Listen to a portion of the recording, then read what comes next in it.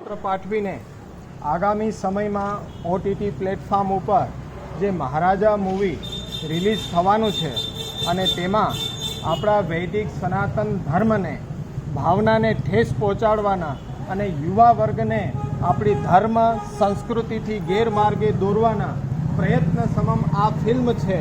અને આ ફિલ્મ એક જ નથી, આવી ઘણી ફિલ્મો દ્વારા વારંવાર બોલિવૂડ દ્વારા વૈદિક સનાતન ધર્મની સંસ્કૃતિને એ વખોડવામાં આવી રહી છે.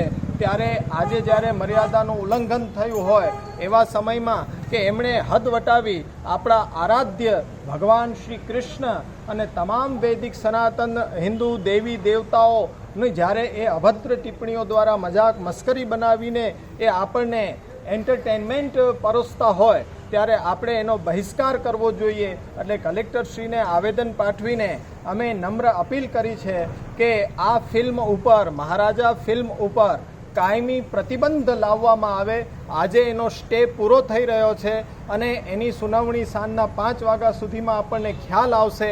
પણ આપણે સૌ સંગઠિત રહીને વિવિધ સંસ્થાઓ, સમગ્ર ધર્મ સંપ્રદાયના અનુયાયીઓ, સમગ્ર ધર્મપ્રેમી જનતાઓ, આજે સમય આવી ગયો છે કે આપણે એક થઈને એક મંચ ઉપરથી અવાજ કરશું કે જો અમારી આ અપીલને મંજૂર કરવામાં ન આવી, પ્રતિબંધ આપવામાં ન આવ્યો કાયમી, તો આનાથી વધારે ઉગ્ર આંદોલન આપશું અને અમે ગાંધીનગર સુધી પહોંચશું. ગાંધીનગર સુધી જ નહીં, દિલ્હી પહોંચવું પડશે તો દિલ્હી ઉપર પણ અહિંસાના માર્ગ ઉપર જઈને પણ એ ઉપવાસ આંદોલન યોજશું અને આ ફિલ્મને પ્રતિબંધિત કરીને જ શ્વાસ લેશું. કારણ કે જ્યારે જ્યારે આપણા ઉપર આઘાત થયો છે ત્યારે આપણે બધા મૌન સેવ્યા છીએ, તો એ મૌન હવે તોડવાનો સમય આવ્યો છે.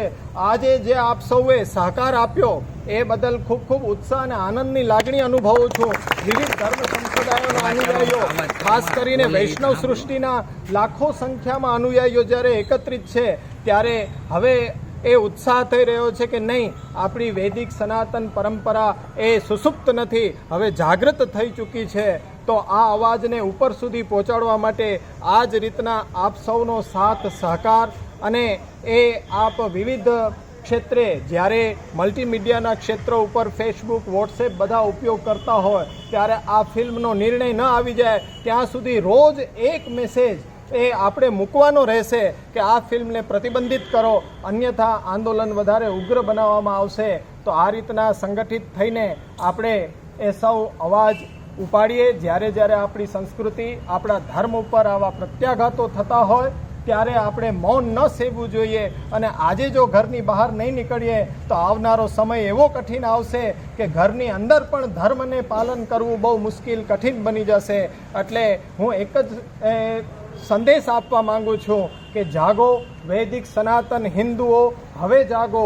હવે સમય આવી ગયો છે કે જ્યારે આપણા ઉપર, આપણી સંસ્કૃતિ ઉપર, આપણા ધર્માચાર્ય, ગુરુ, સંત, આચાર્ય ઉપર જ્યારે આવા આઘાતો કરવામાં આવે છે ત્યારે આપણે સામી છાતીએ લડવા માટે પૂર્વ તૈયારી બતાડવી જોઈએ. વૈદિક સનાતન પરંપરા, વૈદિક સનાતન ધર્મની હંમેશા જય હો, જય હો. બધાએ એક સાથે મળીને વૈદિક સનાતન ધર્મની જય,